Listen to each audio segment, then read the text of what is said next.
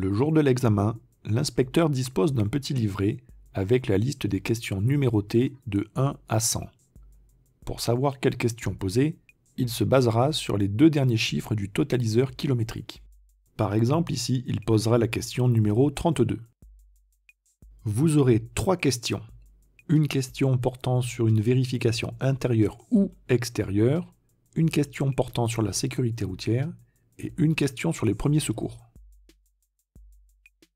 Il existe plusieurs questions où l'on vous demandera de vérifier l'état, la propreté et le fonctionnement de certains éléments. C'est le cas par exemple des feux.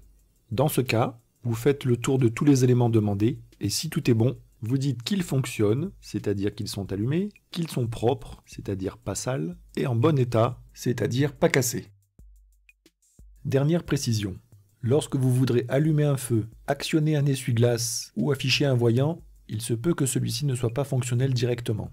Auquel cas, vous avez 2 possibilités, soit vous retirez la carte et vous la remettez brièvement, soit vous allumez le moteur. Allumez le ou les feux de brouillard arrière et montrez le voyant correspondant. Il faut tout d'abord être au moins en feu de position, en tournant le bout de 1 cran en avant, puis on met les feux de brouillard arrière en tournant l'anneau de 2 crans en avant.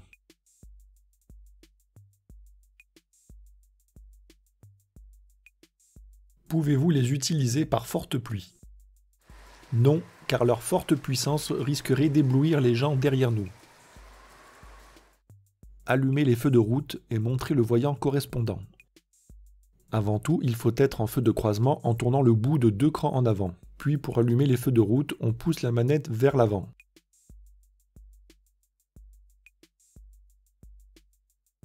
Quel est le risque de maintenir les feux de route lors d'un croisement avec d'autres usagers? On va les éblouir car les feux de route sont des feux qui portent loin et qui sont puissants. Il faut donc passer en feu de croisement.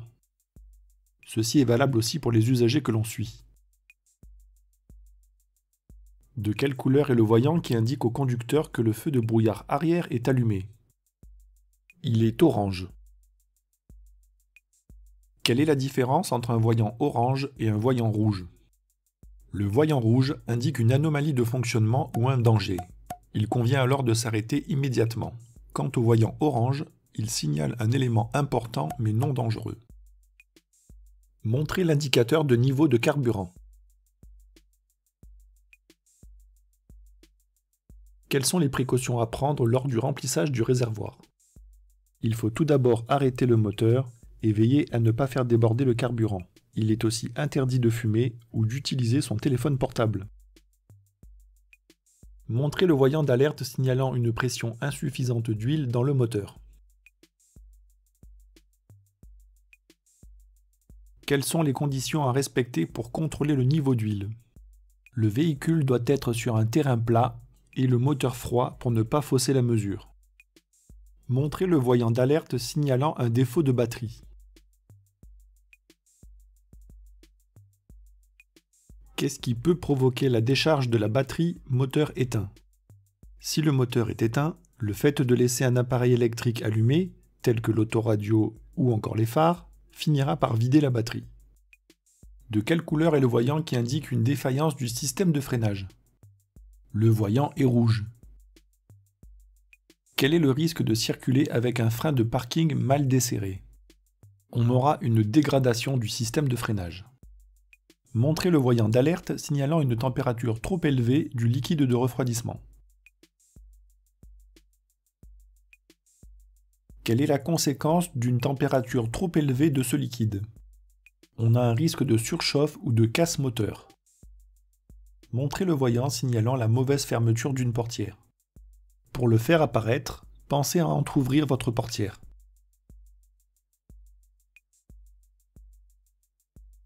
Quelles précautions dois-je prendre pour que les enfants installés à l'arrière ne puissent pas ouvrir leur portière? Il faut actionner la sécurité enfant sur les 2 portières à l'arrière.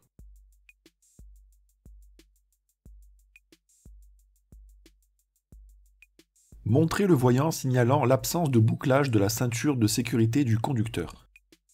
Pour le faire apparaître, pensez à détacher votre ceinture.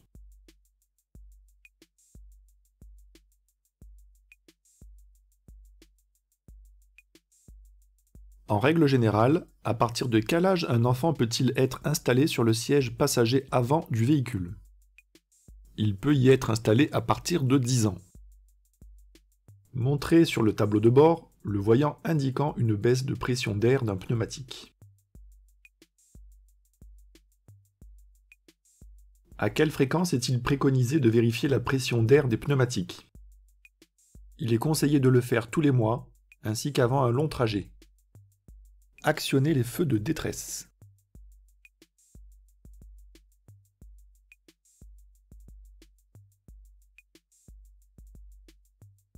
Quand les utilise-t-on? On les utilise lorsqu'on est en panne ou accidenté sur la chaussée, ou lorsqu'on est le dernier d'une file après un fort ralentissement. Faites fonctionner les essuie-glaces avant du véhicule sur la position la plus rapide. Pour cela, il faut mettre la manette des essuie-glaces tout en bas.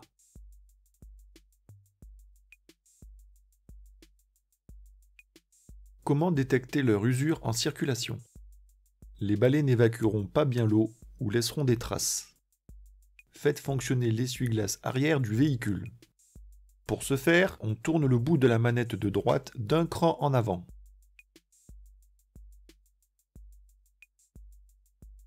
Pour une bonne visibilité vers l'arrière, en plus de l'utilisation de l'essuie-glace, quelle commande pouvez-vous actionner par temps de pluie? On peut utiliser la commande de dégivrage ou de désembuage arrière. Positionnez la commande pour diriger l'air vers le pare-brise.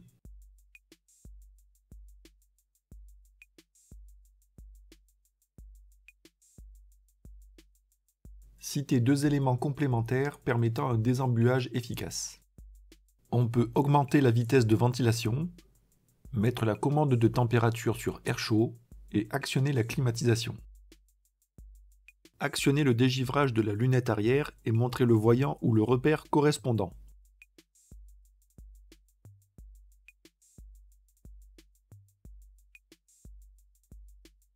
Quelle peut être la conséquence d'une panne de dégivrage de la lunette arrière?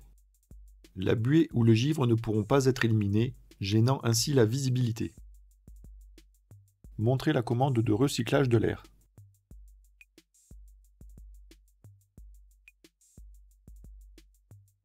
Quel peut être le risque de maintenir le recyclage de l'air de manière prolongée? On a un risque de mauvaise visibilité par l'apparition de buées sur les surfaces vitrées. Montrez la commande de réglage de hauteur des feux. Pourquoi doit-on régler la hauteur des feux? D'une part pour ne pas éblouir les autres usagers s'ils sont réglés trop haut, et d'autre part pour ne pas avoir une mauvaise visibilité vers l'avant s'ils sont réglés trop bas. Mettez le rétroviseur intérieur en position nuit. Pour ce faire, on tire la languette située derrière le rétroviseur vers soi. Quel est l'intérêt de la position nuit?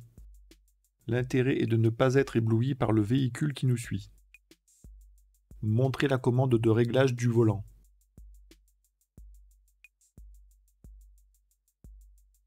Pourquoi est-il important de bien régler son volant? Citez 2 exemples.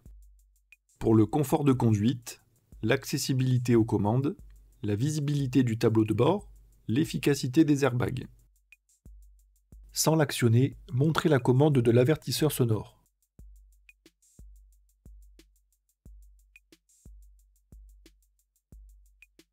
Dans quel cas peut-on utiliser l'avertisseur sonore en agglomération? Pour prévenir d'un danger immédiat. Montrez la commande permettant d'actionner le régulateur de vitesse.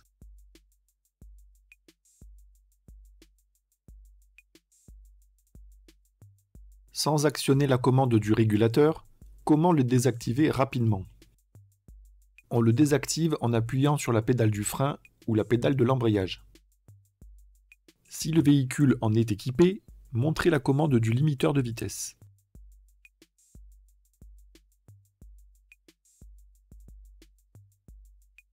Quelle est l'utilité d'un limiteur de vitesse? Il a pour but de ne pas dépasser la vitesse programmée par le conducteur. Montrez la commande permettant de désactiver l'airbag du passager avant.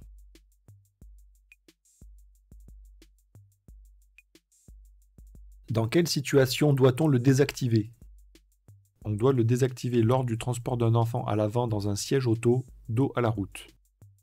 Montrez comment régler la hauteur de l'appui-tête du siège conducteur. Pour le monter, on le pousse simplement vers le haut. Pour le descendre, il faut le tirer vers le bas tout en appuyant sur le bouton latéral. Quelle est son utilité? Il permet de retenir le mouvement de la tête en cas de choc et de limiter les blessures. Indiquez où se situent les attaches de type Isofix dans le véhicule.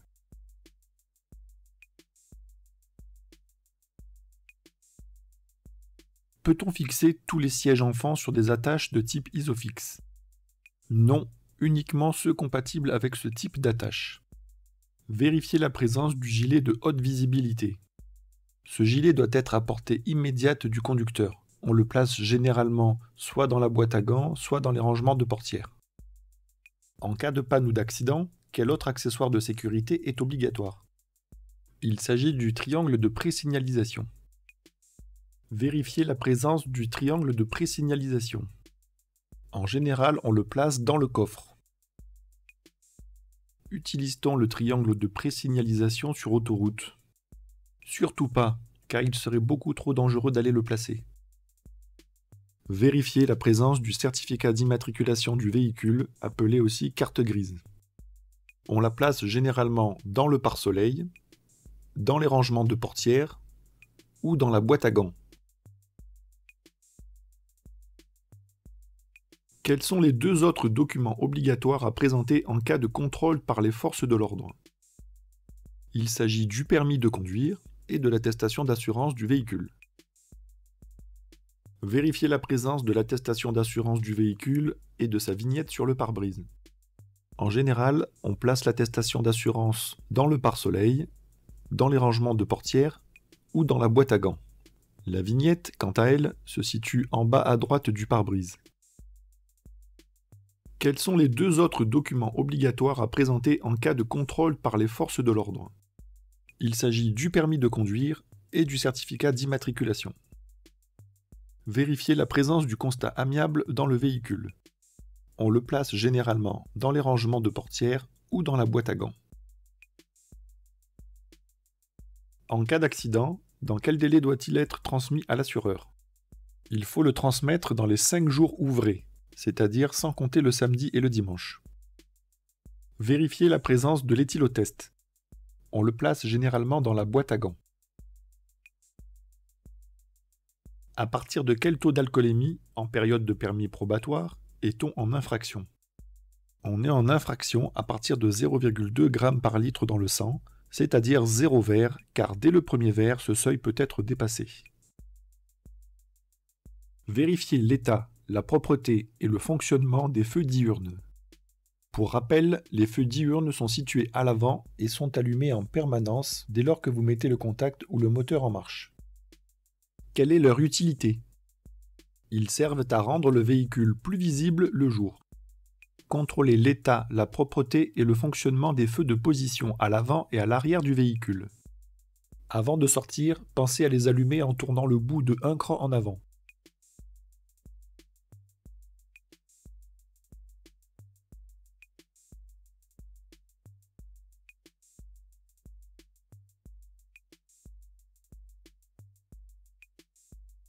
Par temps clair, à quelle distance doivent-ils être visibles? Ils doivent être visibles à 150 mètres. Contrôlez l'état, la propreté et le fonctionnement des feux de croisement. Tout d'abord, allumez-les en tournant le bout de 2 crans en avant.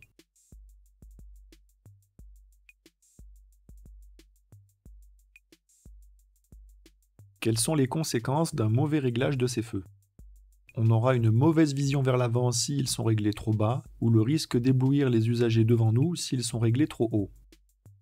Contrôlez l'état, la propreté et le fonctionnement des feux de route. Avant tout, allumez-les en tournant le bout de 2 crans en avant, puis en poussant la manette vers l'avant.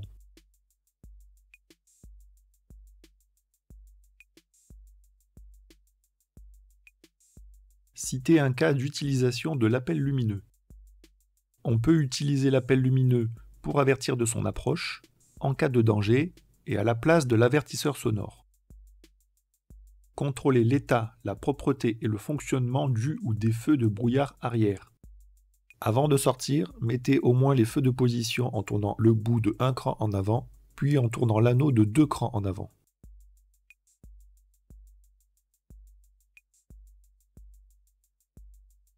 Dans quel cas les utilise-t-on? On les utilise partant de brouillard et de neige. Contrôler l'état, la propreté et le fonctionnement de tous les clignotants côté trottoir. Actionnez le clignotant de droite ou de gauche en fonction du côté concerné. À noter qu'il y a 3 clignotants de chaque côté, un à l'avant, un à l'arrière et un sur le côté que l'on appelle répétiteur latéral. Quelle est la signification d'un clignotement plus rapide? Si le clignotement est plus rapide, cela signifie que l'une des ampoules est grillée. Les autres encore en fonction se mettent alors à clignoter plus rapidement. Contrôler l'état, la propreté et le fonctionnement des feux de détresse à l'avant et à l'arrière. Avant de sortir, pensez à les allumer. Le fonctionnement des feux de détresse consiste en l'allumage simultané de tous les clignotants. Dans quel cas doit-on les utiliser? On doit les utiliser en cas de ralentissement important ou en cas de panne ou d'accident sur la chaussée. Avec l'assistance de l'accompagnateur, contrôlez l'état, la propreté et le fonctionnement du ou des feux de recul. Si vous le faites vous-même, pensez à éteindre le moteur et à enclencher la marche arrière.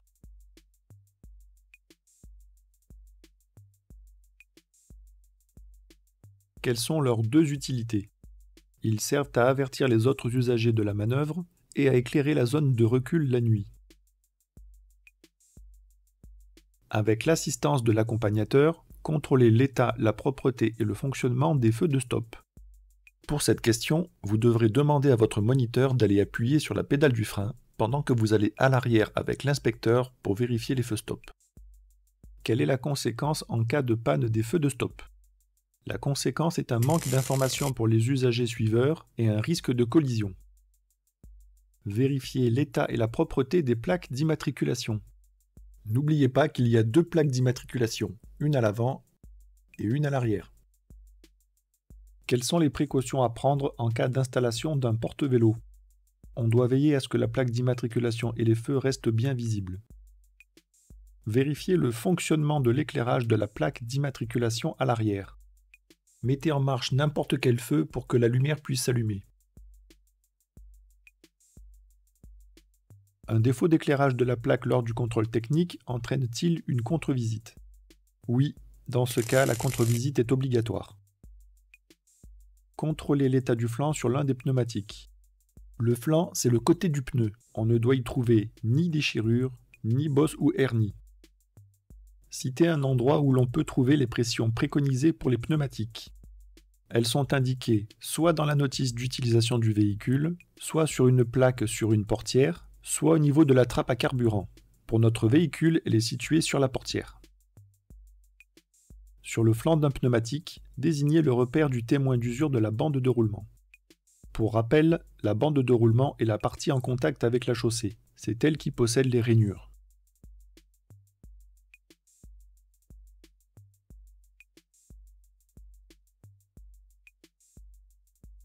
À l'aide de la plaque indicative, donnez la pression préconisée pour les pneumatiques arrière, véhicule chargé.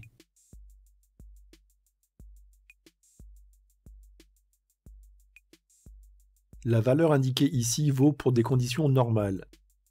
En chargement, il convient de rajouter environ 0,3 bar. À quelle fréquence est-il préconisé de vérifier la pression des pneus? Il convient de la vérifier chaque mois pour une utilisation normale de son véhicule et avant chaque long trajet. Vérifiez l'état et la propreté des dispositifs réfléchissants. Rappelons que les dispositifs réfléchissants ne sont pas des feux. Ils réfléchissent simplement la lumière lorsqu'un véhicule passe à proximité avec les phares allumés. On ne les trouve qu'à l'arrière du véhicule. Quelle est l'utilité des dispositifs réfléchissants? Ils servent à rendre visible le véhicule la nuit. Contrôlez l'état de tous les balais d'essuie-glace du véhicule. Pour ce faire, on les soulève un à un pour vérifier l'état du caoutchouc.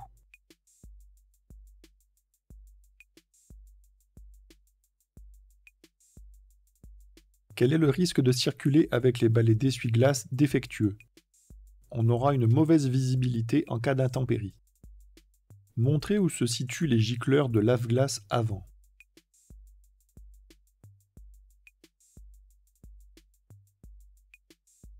Quelle est la principale conséquence d'un dispositif de lave-glace défaillant? On aura une mauvaise visibilité due à l'impossibilité de nettoyer le pare-brise. Ouvrez la trappe à carburant et ou vérifiez la bonne fermeture du bouchon.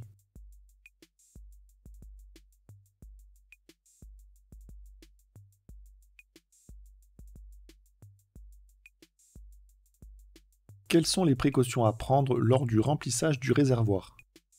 Il faut tout d'abord arrêter le moteur et veiller à ne pas faire déborder le carburant. Il est aussi interdit de fumer ou d'utiliser son téléphone portable. Indiquez où se situe la sécurité enfant sur l'une des portières à l'arrière du véhicule.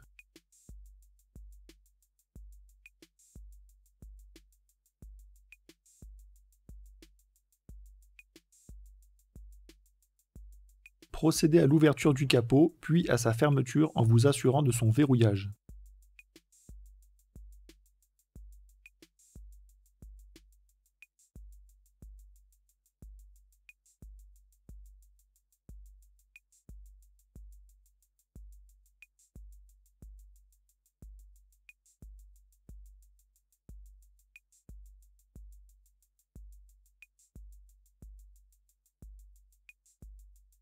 Pour un capot s'ouvrant depuis l'avant du véhicule, quelle est l'utilité du dispositif de sécurité?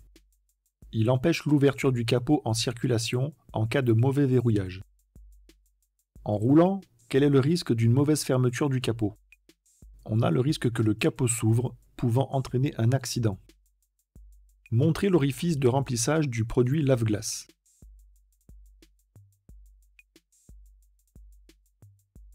Pourquoi est-il préférable d'utiliser un liquide spécial en hiver? C'est pour éviter le gel du liquide, ce qui pourrait occasionner l'éclatement des canalisations.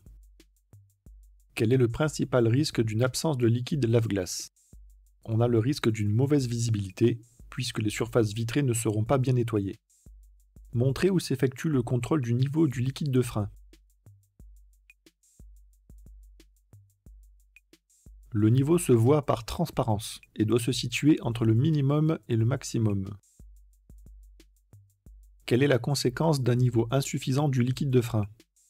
On a une perte partielle ou totale d'efficacité du freinage. Montrez où s'effectue le remplissage du liquide de refroidissement.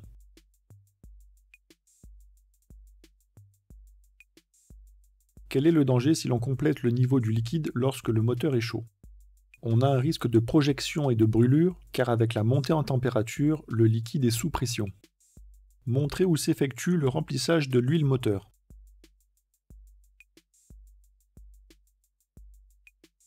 Montrez où doit s'effectuer le contrôle du niveau d'huile moteur. La vérification du niveau se fait au moyen de la jauge. Il doit se situer entre le minimum et le maximum. Quel est le risque d'un manque d'huile moteur? On a un risque de détérioration ou de casse du moteur. Montrez l'emplacement de la batterie du véhicule.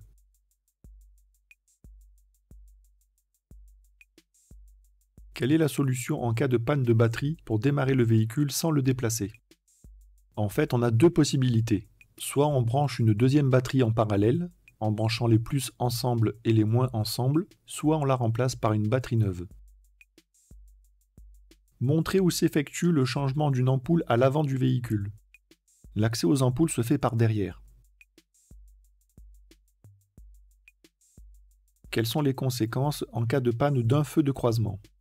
On va avoir une mauvaise visibilité et le risque d'être confondu avec un deux roues.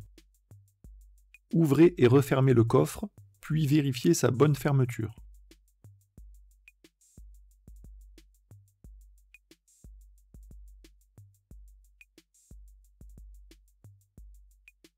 Lorsque vous transportez un poids important dans le coffre, quelles sont les précautions à prendre en ce qui concerne les pneumatiques et l'éclairage avant? Il faudra augmenter la pression des pneumatiques et régler la hauteur des feux avant. Quels sont les risques de circuler avec des objets sur la plage arrière? D'une part, on va avoir une mauvaise visibilité vers l'arrière, et d'autre part, le risque de projection en cas de freinage brusque ou de choc. Montrez où s'effectue le changement d'une ampoule à l'arrière du véhicule. On accède aux ampoules par l'arrière du bloc optique, mais pour cela, il faut le démonter. Quelles sont les conséquences en cas de panne d'un feu de position arrière? On a le risque d'être mal vu et un risque de collision. Si la vidéo vous a plu, n'hésitez pas à vous abonner et à laisser un pouce bleu, à consulter d'autres contenus ici et là, et à me soutenir sur la page Tipeee. Et surtout, partagez en masse. À bientôt!